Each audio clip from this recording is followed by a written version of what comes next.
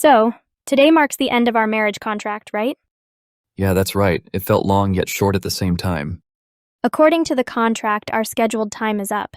I don't feel anything in particular. Divorce papers lie on the table. For 3 years, they lived like strangers without interfering in each other's lives. Today, at last, that relationship comes to an end. Ms. Arisugawa, don't you feel anything at all? Feel anything about what? No, I mean, about these 3 years we've spent together. It was just a contract. Mayu, 25, speaks in her usual emotionless tone. No change in her voice.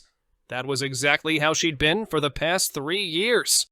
Masahiro, 27, glances at the divorce papers in front of him and remembers the events of 3 years ago. Negotiations for a corporate merger were underway. Masahiro's father, Kosei Shimazaki, and Mayu's father, Toshiya Arisugawa, were ironing out the conditions for merging their two companies. To solidify trust between our families, let's have my son and your daughter marry. It'll just be a formality, a 3-year contract marriage. Once the period ends, they're free to go their separate ways. You've got to be kidding me. I have no desire for such a marriage. You have no choice. This is for the future of the company. Are you seriously going through with this? Masahiro tried to argue with his father, but there was nothing he could do. Meanwhile, Mayu sat quietly, speaking in an emotionless voice. Understood. Are you really okay with that? It's a contract. From that moment on, she didn't change at all. Returning to the present, Masahiro looks at Mayu before him. So, Ms. Arisugawa, you really didn't feel a thing from the start, did you? That's correct. Her expression shows no sign of change. She simply stares silently at the divorce papers. Should we get the paperwork done today? Yes, I'd like to wrap it up as soon as possible. Thus ends their 3-year marriage of silence. Masahiro quietly exhales and picks up the divorce papers. Telling himself this is the last step, he leaves the house. He arrives at City Hall and files the divorce papers. That completes the process. Just one piece of paper, and with that, their relationship is entirely dissolved. It was just a contract, so that should have been fine. Yet, after leaving City Hall, Masahiro feels a strange sense of loss. Yeah, it's really over. Around midday, Masahiro finishes the formalities and heads straight home. They had never talked much during their marriage. He assumed nothing would change, even if she left. He turns the key and opens the door. Right away, he senses the air has shifted. Something feels different. There's nothing on the living room table. Even the mug she used to drink from is gone. He goes to the kitchen and sees that all her spices and little tins of tea leaves have disappeared. Everything's gone. She has completely vacated the place. Masahiro sinks down onto the sofa and looks around the room. He sees the same view he's had for 3 years. And yet, it feels oddly spacious now. Without a word, she left as planned, taking only her belongings right on schedule. If some part of Masahiro had even the slightest affection for her, she never let him notice it. She was that perfect. She's so thorough. His gaze drifts toward the room she used. The door had always been closed. Almost without thinking, Masahiro reaches for the doorknob and turns it.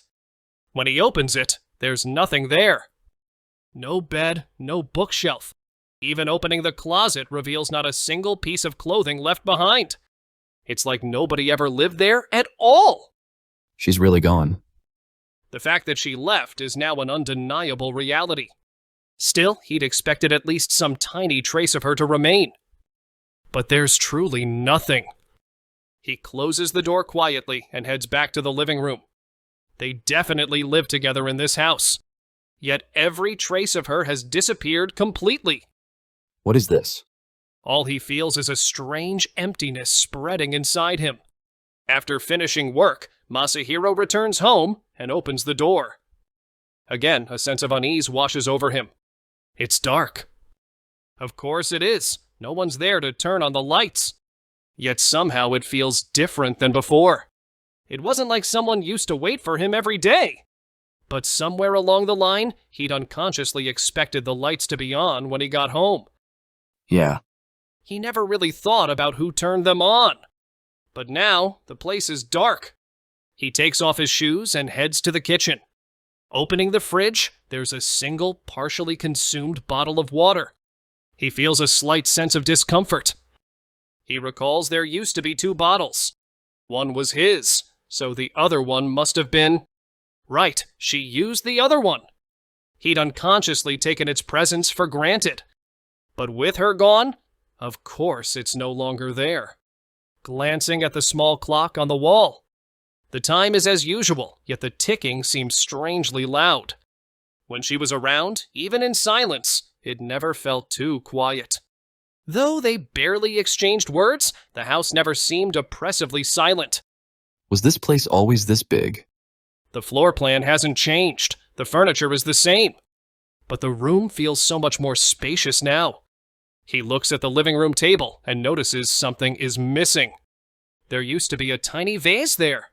Nothing fancy, just a single small flower in it. When did it disappear? He tries to recall, but he has no memory of seeing her replace the flowers. He just assumed it was always there. It's only now, after she left, that he realizes its presence. In the past, he never paid attention to toilet paper or detergent. He doesn't recall buying them, yet they never seem to run out. Have I always had to buy this kind of stuff myself? Now he has to restock these supplies on his own. So that means before... She must have silently replenished them. Without a word, without asking for anything, she just quietly took care of it as part of daily life. She really never said a word. He still doesn't know what she was thinking. But her traces were indeed everywhere in this home. And now all of them have disappeared.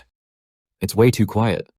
Even though they rarely spoke, having her there meant the silence never felt so empty. Yet now, he feels that even their quiet moments might have held a certain warmth. A few weeks have passed since the divorce. He thought he'd be relieved to have his freedom back. But Masahiro can't shake the feeling that something's missing. One day, Masahiro visits a client for work. That client is the Arisugawa Group, Mayu's family's company. After finishing the meeting, he's about to leave when he spots a familiar figure in the distance. It's Mayu. Miss Arisugawa. Saying her name out loud gives him a strange sense of unease. He used to call her Miss Arisugawa before, but now it sounds like a title for a total stranger. As if they really are just 2 unrelated people. Mayu slowly turns around. It's been a while, Mr. Shimazaki. Her voice is as calm and collected as ever. It should be normal, yet it stirs something in his chest. You look well? Yes, you seem unchanged as well. It's just a brief exchange, yet the atmosphere feels awkward. Though they shared a home for 3 years. Now they talk like mere business acquaintances. Well, I'll be on my way. All right. Mayu gives him a polite bow and walks away. Masahiro quietly watches her go. She's just the same. She hasn't changed at all. Maybe for her, being divorced is nothing more than the contract ending. Yet. The fact that nothing has changed sticks with him. It's not so much that it ended. Rather, maybe nothing had really started in the first place. Why do I feel like this? He mumbles, not sure if he's talking to himself or asking the world. That evening, Masahiro walks through a busy restaurant district near the station. His co-workers invited him out, but he wasn't in the mood and declined. On his way home, something in a restaurant window catches his eye. Through the glass, he sees a familiar figure. It's Mayu. Across from her sits a man in a business suit. The 2 look like they're enjoying themselves. And then, she smiles. Huh? He's never seen that expression on her before. Her lips curl gently, her eyes soften. It's completely different from the stoic Mayu he knew. Masahiro freezes, staring through the glass. The man says something, and she laughs quietly, nodding. She lifts her glass and takes a small sip. Even that small gesture looks effortlessly natural. He tries to tear his gaze away. But for some reason, he can't move. She's smiling. And seeing her genuinely smile pierces his heart with undeniable reality. In 3 years, did he ever see her really smile? If he did, it must have been a polite, formal smile. Like one used in business, more of a social formality. But what he's seeing now is different. It's a warm, sincere smile. She can make that face? He never knew. Maybe he never had the opportunity to know, or maybe she simply never showed it to him. He feels a tightness in his throat. It's like he can't breathe. This has nothing to do with me. He thinks that, yet his fists clench unconsciously. The next day, Masahiro sits at his desk, staring blankly at his monitor. His work documents are open, but none of the words register. He doesn't want to think about it, yet it won't leave his mind. Her smile from last night. In 3 years, he never once saw her look like that. What did I miss all this time? He won't find an answer just by thinking. All that remains is a lump in his throat. She left, and nothing in his routine was supposed to change. The same house, the same space. That's all it ever was. And yet, there's this feeling deep in his chest that something is missing. Searching for the source of that emptiness, he retraces his memories. Suddenly, he remembers the lights in the living room. Whenever he came home, the place was softly lit with a warm glow. He always took that for granted, never questioning it. But now, when he comes home at night, the place is pitch dark and cold. He vaguely recalls feeling comforted by that gentle light in the past, but dismissed it as his imagination. I guess I did notice it, somewhere inside.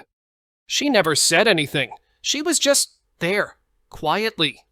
And now, without her, he realizes that light was what made this house feel like home.